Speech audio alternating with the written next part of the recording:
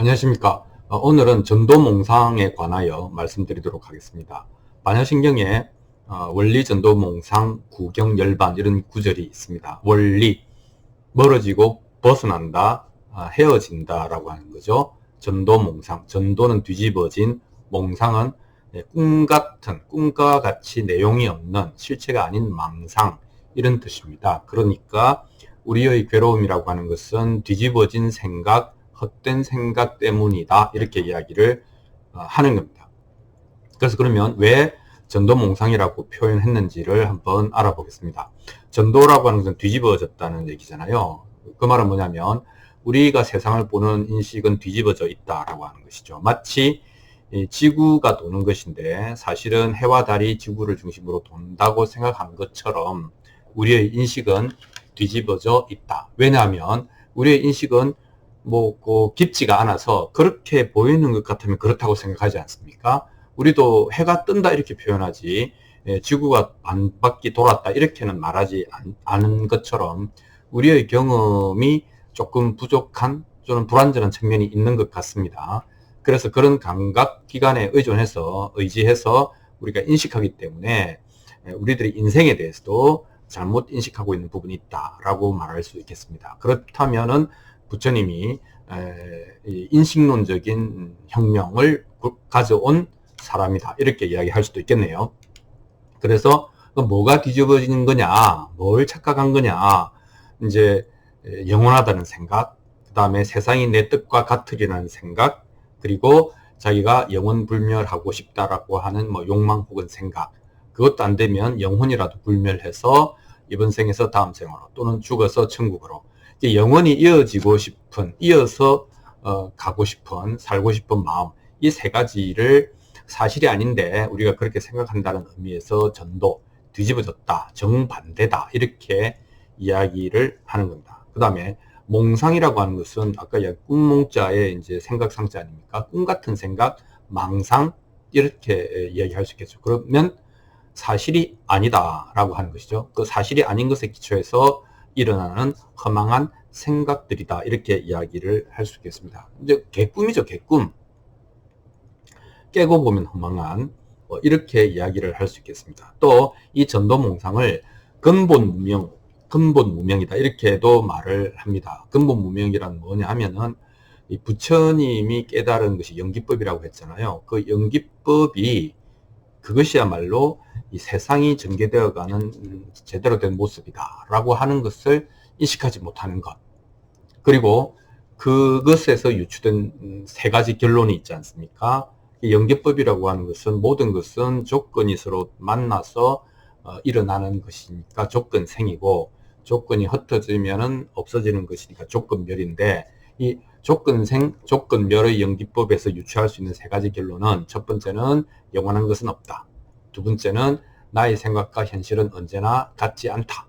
세 번째는 늘 고정되어 있는 영원한 어떤 독자성 이런 거는 없다라고 하는 거잖아요. 그래서 이걸 모르면 근본 무명이다. 그래서 근본 무명은 무궁한 괴로움의 원천이다.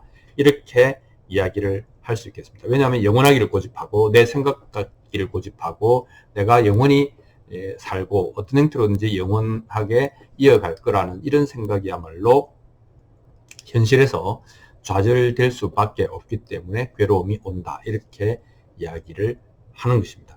그래서 결론만 이렇게 보면 무상고무화거든요. 연기법의 결론은 유추된 결론은 무상고무화거든요. 그래서 이 무상고무화의 관점으로 보면 내가 지금 그렇게 보고 있는지 아니면은 영원하고 내 생각대로 되고 영원한 생명을 가지고 이런 가정 위에서 내 삶이 기초하고 있는지를 보면 내가 성공할지 실패할지 이때 성공과 실패는 괴로움에 관한 것입니다. 그것을 알 수가 있다 이렇게 이야기를 할 수 있겠습니다. 그래서 이제 그렇게 보면은 고통이라고 하는 것과 괴로움이라고 하는 말을 조금 구분할 필요가 있겠다. 일부러라도 구분해서 고통은 밖에서 올 수 있죠. 넘어지면 아프다든지 누가 나를 때리면 아프다든지 그런 고통은 밖에서 올 수 있지만 괴로움이라고 하는 것은 심리적인 현상이고 그래서 이 괴로움은 그 고통이라고 하는 것이 있을 때에 그것을 받아들이는 나의 자세와 관련이 있다. 심지어는 객관적으로 고통이 없을지라도 나는 괴로워질 수가 있지 않습니까? 무슨 얘기냐면 내가 1등 하고 싶은데 2등이라고 하는 것은 되게 잘한 건데도 1등을 못했기 때문에 괴로울 수 있지 않습니까? 그러니까 그게 그 괴로움은 객관적 고통하고는 조금 다르다. 이렇게 이야기를 할 수 있겠습니다. 자, 우리가 이제 괴롭다. 라고 하는 것은 예를 들면 뭐 객관적으로 가난하다거나 누가 나를 억압한다거나 뭐 이런 거하고는 조금 다른 것이죠. 그렇게 그럼 나는 기회가 없다. 이번 생은 어렵겠다. 정의롭지 않다. 뭐 이런 것은 대단히 주관적이면서도 심리적인 부분이다. 이렇게 이야기를 할 수 있겠습니다.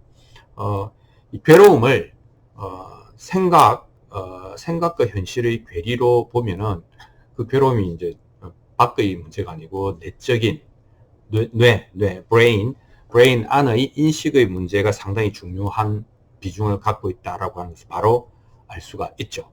그래서 우리가 병이 걸렸다고 생각합시다. 혹은 파산을 했다. 회사에서 잘렸다. 이렇게 생각하면 그 자체로 고통스럽죠. 병이 되면 막 이런저런 증상이 나타나고 뭐 이러다가 죽는 거 아니까 겁이 나죠. 하지만 병이 주는 고통보다 이제 더 심각한 것은 괴로움인데, 이 괴로움이라고 하는 것은 내가 이런 병에 걸려서 행동 반경이 위축되고 생활의 이 기회가 줄어들게 되면 내가 생각하는 멋진 인생이라고 하는 그 그림이 깨지지 않겠냐 라고 하는 것을 사실은 두려워하고 그럴 것 같다라고 하는 예감에 괴로워하는 것이거든요. 그러니까 우리가 병에 걸린 거, 돈이 없는 거, 사업에 실패하는 거, 어떤 지위를 상실하는 거, 체면이 깎이는 거, 이런 것 전부 다 자기 연민과 관련이 있습니다. 다르게 이야기하면 세계 평화라든지 지구적 위기 때문에 내가 괴로운 건 아니라는 것이죠. 조금 이기적인 이유인데 그게 현실이죠. 오히려 그렇기 때문에 우리는 여기서 약간의 해결책이 있다. 왜냐하면 이것은 내 안의 문제이기 때문에 내가 어떻게 생각하고 인식하고 태도를 가졌냐에 따라서 우리가 극복할 수 있다. 이렇게 이야기를 할 수 있겠습니다. 그래서 다시 연기법으로 돌아가야 된다 이거죠. 해결책도 거기에 있다. 진리가 너희를 자유롭게 하게 되기 때문이다. 이렇게 말할 수 있겠네요. 조건생 조건별.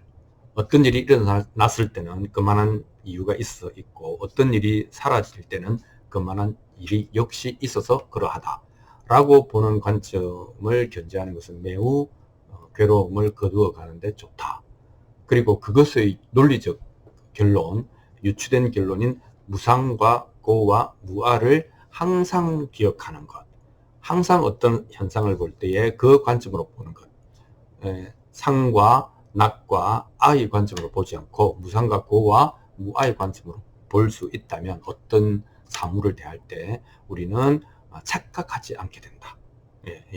그래서 어떤 나쁜 일이 일어나더라도 어려운 일이 인생사에 많죠. 하지만 지나친 괴로움을 우리는 거둘 수 있습니다. 그리고 또 무익한 일에 너무 지나친 에너지를 쏟아부어서 우리의 힘을 소진하지 않을 수도 있습니다. 그렇다면 무슨 재미로 사는가? 그러면 성장 아닌가? 이렇게 얘기할 수도 있지만, 마음을 비우고 바라는 것이 없기 때문에 더 신명나게 한바탕 놀다가 갈 수 있는 인생을 살 수 있지 않을까? 이런 얘기를 할 수 있겠습니다. 그러니까 좋은 여행자는 될 수가 있다. 그리고 우리는 좋은 여행자의 관점으로 살 때 어쩌면 훨씬 더 마음이 편하고, 마음이 편하니까 집중도 더 잘 되고, 집중도 더 잘 되니까 의도하지 않게도 성공할 가능성도 사실은 가능성이 높아지거든요. 하여튼 이런 선순환이 일어날 수도 있다. 이거를 바라고 하는 건 아니지만, 자, 그래서 우리가 왜 전도몽상이며 왜 그 전도몽상을 멀리 벗어나야 열반, 즉 마음의 괴로운 것부터 해탈할 수 있는지에 관한 얘기를 해보았습니다. 자, 오늘은 여기까지 하겠습니다. 감사합니다.